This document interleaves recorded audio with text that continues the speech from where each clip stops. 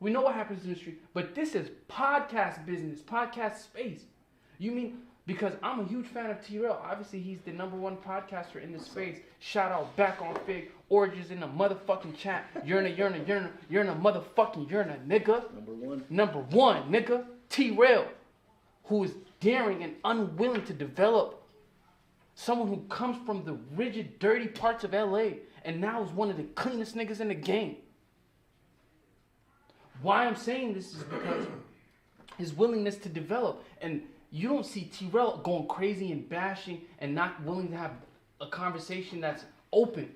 This right here is more like, no, it's only one way. And podcasting, I thought, growing up and loving this space, being a huge fan of Joe Rogan, being a huge fan of Adam 22, being a huge fan of academic Charlemagne, Combat Jack, rest in peace. This is where it bleeds in.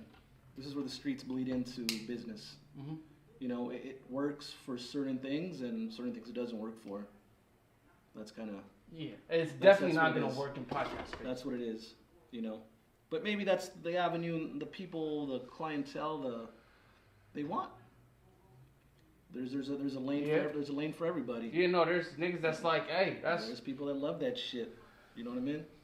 But that's a good point. But at the end of the day, my whole thing, I'm gonna speak for myself, is like, it's so motivating and inspiring to see young black men who are now leaders in this space. With Joe Rogan kicking down the door, Gilly Wallow, academic Charlemagne. Well, I'd go beyond black. I would go just minorities in itself, because we're not. Right. You know. Yeah. Shout out Duno. Shout out Brown Bag. Shout out Lucky. We're not meant to be on this level. You know what I mean? Mm-hmm. Speak on it. It's not something we're expected.